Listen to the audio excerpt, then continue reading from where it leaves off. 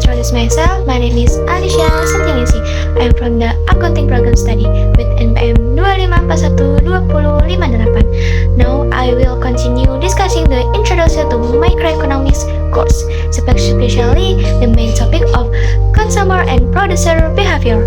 I also discuss market efficiency, tech costs, and international trade. For more details, let's get straight to discussion. So, what is the meaning of consumer and producer behavior in macroeconomics? Consumer and producer behavior in main cues macroeconomics, individual or consumer and firms or producer are assumed to act rationally to optimize their goods, which form the basis for supply and demand analysis. 1. Consumer behavior. According to Gorgi Menkiw, consumers are individuals or households who seek to maximize satisfaction or utility from consuming goods and services subject to a budget constraint. Consumers face trade-off because income and research are limited while wants are unlimited. Consumer behavior consists of 1. Law of demand.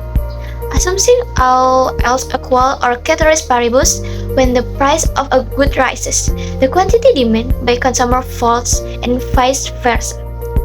2. Indifference curve. A curve that shows the combination of two goods that provide the same level of satisfactions, characteristic of an indifference curve. Downward sloping or trade-off between two goods, converge toward the origin because the marginal rate of substitution decreases.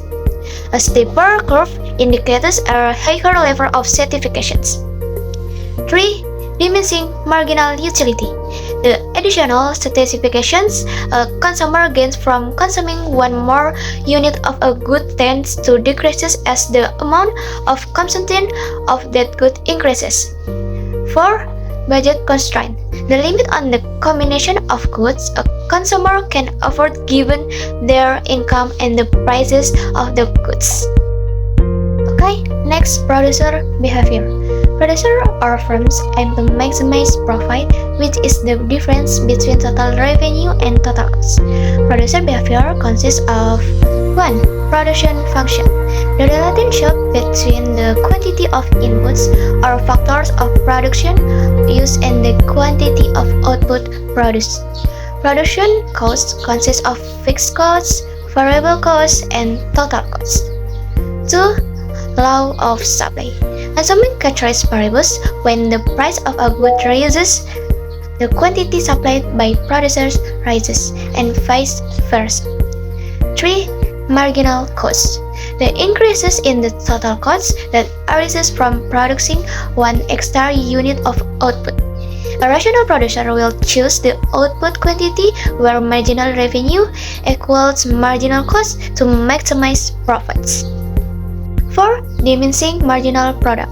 When an incremental unit of a variable input is added while other inputs are held constant, the extra output produced by that input eventually decreases. Okay, next, 2. Market efficiency. Menkiw discusses market efficiency through the concept of welfare economics, which measure the well-being of society by looking at consumer surplus and producer surplus. 1. Market equilibrium. The point where the supply and demand curves interact. At this point, the quantity of the goods that consumer wants to buy equals the quantity that producer want to sell. Quantity supply equal quantity demand. 2. Consumer surplus. The benefit the buyers receive from participating in a market. Previously, it is the area below the demand curve and above the market price. 3. Producer surplus. The benefit that seller receive for participating in a market. Previously, it is the area above the supply curve and below the market price. Economic efficiency.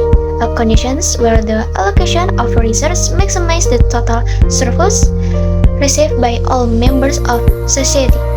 According to Menkeu, a free and competitive market results in an efficient allocation of resources because it allocates the supply of goods to buyers who value them most highly, have the highest willingness to pay. It allocates the demand for goods to sellers who can produce them at the lowest cost.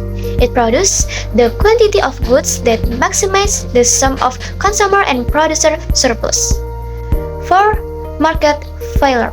Although free markets are efficient, Menkeu acknowledges situations of market failure where the market fails to allocate resources efficiently.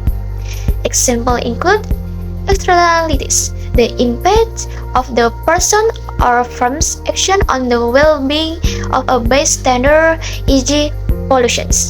Market power, the ability of a single person or firms to unduly influence market price, e.g., monopoly. Okay, next, 3. The cost of taxations. Taxes are used by the government to fund public spending, but Menkeu explains the tax imposes a cost that exceeds the amount of money the government collects. Basic impact of a tax. Tax shrink the market. A tax on a good causes the price paid by buyers to rise and the price received by sellers to fall. This reduces the equilibrium quantity and shrinks the size of the market. Tax incidence. The burden of a tax is distributed between consumers and producers depending on the elasticity of demand and supply. The party with the lower elasticity or more inelastic bears the majority of the tax burden. The cost of taxations. The total loss to buyers and sellers from a tax is greater than the tax revenue collected by the governments. This excess burden is called dead weight loss (DWL), the fall in total surplus that results from a tax distortion. Occurs because the tax prevents buyers and sellers from realizing the gains from trade. It repenses the inefficiency that arises because the market produces and consumers a quantity lower than the efficient level. DWL and the size of the tax. The higher the tax rate, the greater the distortions it creates an incentive, and the larger the deadweight loss. Tax revenue initially increases as the tax rate rises, but if the tax rate becomes too high, the quantity rate drops substantially, causing tax revenue to fall. This relationship is often depicted by the lower curve. Okay, last, for international trade. Menkeu supports the view that international trade can benefit everyone involved. Comparative advantage. Basis for trade.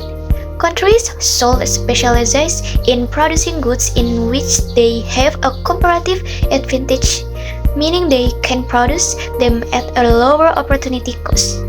Benefit. International trade allows countries to consume a combination of goods and services outside their domestic production possibilities frontier, thereby increasing overall welfare. Trade restrictions. Tariff. A tax on imported goods. Menkeu shows that a tariff will reduce the quantity of imports, shift the domestic market closer to the new trade equilibriums, and result in a deadweight loss due to the distortions of domestic production and consumption. Import quota. A limit on the quantity of goods that can be imported. A quota has effect similar to tariff. Pro-recession arguments.